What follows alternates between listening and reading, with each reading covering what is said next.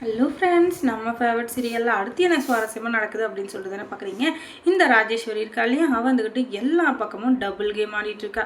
ஆனால் அது எதுவுமே தெரியாமல் இந்த சுடர் இருந்துக்கிட்டு இவ தான் பெரிய ஆள் அப்படின்ற மாதிரி அங்கே ஒரு சீனை போட்டுட்ருக்கா.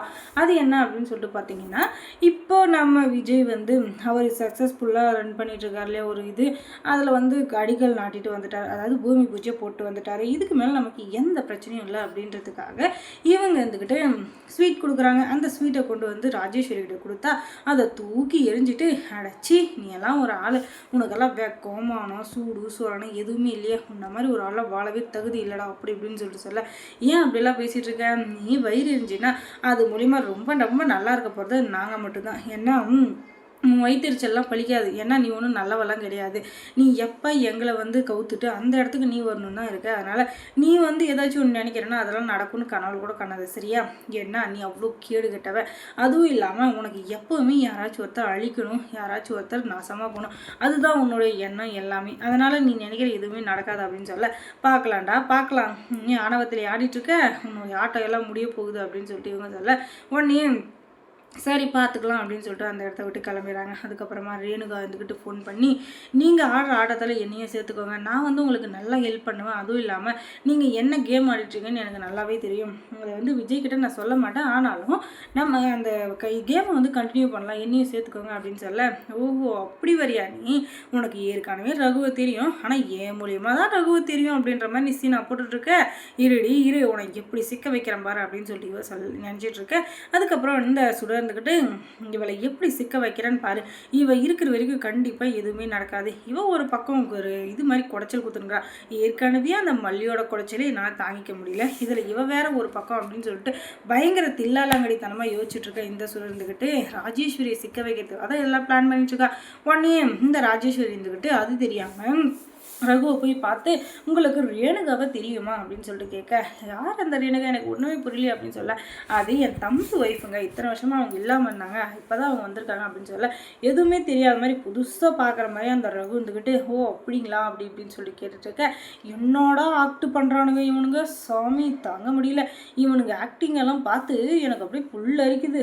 எல்லாருக்குமே எல்லாமே தெரியும், இவங்க ரெண்டு பேரும் கூட்டு கலவாளிங்கன்றது எனக்கு நல்லாவே தெரியும், ஆனால் எதுக்காக இப்படி நடிக்குதுங்கன்னு எனக்கு சத்தியமாக புரியல. ஆனால் ஒன்று, இவங்களுடைய நடிப்பு எத்தனை நாளைக்கு நானும் பார்க்குறேன் அப்படின்னு சொல்லிட்டு ராஜேஸ்வரி பல்ல கடிச்சிட்டு இருக்க. சரிங்க நம்மளும் இந்த கேமில் அவங்கள சேர்த்துக்கலாம், ஆனால் அவங்களால நமக்கு ஏதாச்சும் பிரச்சனை வந்தா அப்படின்னு சொல்லிட்டு மறுபடியும் ராஜேஸ்வரிக்கு அதில் சந்தேகம் வராத மாதிரியே பேசிகிட்டு இருக்கான். அடே இது எப்படி இருக்குது தெரியுமா, முழுசாக நினச்சதுக்கப்புறம் முக்காடி எதுக்கு அப்படின்ற மாதிரி இருக்குது. என்ன பண்ணுறதோ போங்க, நீங்கள் பண்ணுற ஃப்ராடு வேலையிலையும் பித்தலாட்ட வேலையிலையும் நீங்கள் பண்ணுற எல்லாமே உங்களுக்கு மட்டும்தான் சாதகமாக இருக்கும், கண்டிப்பாக மற்றவங்களுக்கு இருக்காது. அது உங்களுக்கு புரியுதா புரியலையான்னு தெரியல, சரி உங்களுக்கு புரிஞ்சா என்ன புரியல என்னென்ன அது எனக்கு பிரச்சனை இல்லை, ஆனாலும் இவங்களுடைய ஆட்டத்தில் ரேணுகா சேர்ந்துட்டா அதுதான் முக்கியம். ஆனால் இப்போ ரேணுகா போட்ட பிளானில் ராஜேஸ்வரி வசமாக சிக்க போகிறா. அது எப்படின்னு தானே பார்க்குறீங்க.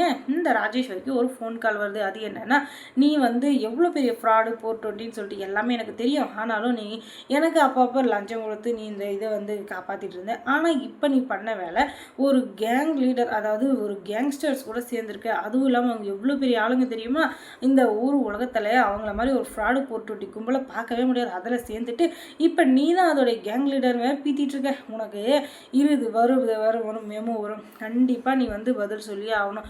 ஏன்னா இந்த மாதிரி ஒரு கூட்டத்தோட சேர்ந்தா நீயும் அந்த கூட்டத்தில் ஒருத்தி தான். அதுவும் இல்லாமல் அந்த திருட்டுத்தனம், தில்ல மாதிரித்தனம், மொல்ல மாதிரித்தனம், என்னென்ன கேக் மாதிரித்தனம் எல்லாமே இருக்கோ அது எல்லாத்துலேயும் இப்போ நீயும் சரிசமமாக இருக்க அப்படின்னு சொல்லிட்டு எல்லாருக்குமே தெரிய வந்துருச்சு. இதுக்கு மேலே நீ வந்து தப்பிக்கவே முடியாது அப்படின்னு சொல்லிட்டு அவங்க சொல்ல, சார் என்ன சொல்கிறீங்க எனக்கு ஒன்றுமே புரியல அப்படின்னு சொல்லிட்டு ராஜேஸ்வரி சொல்ல, அதுக்கப்புறம் தான் எல்லாத்தையும் சொல்கிறாரு.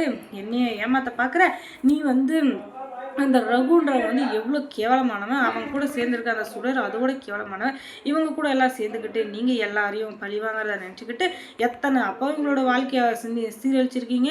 வரது இரு, கமிஷனர் ஆஃபீஸ்லேருந்து உன்னை தூக்கத்துக்கு வந்துக்கிட்டே இருக்காங்க, வந்து உன்னை பொலன்னு புழக்க போகிறாங்க அப்படின்னு சொல்லிட்டு போலீஸ் பயங்கரமாக மாட்டி விட்டுருங்கிறாங்க.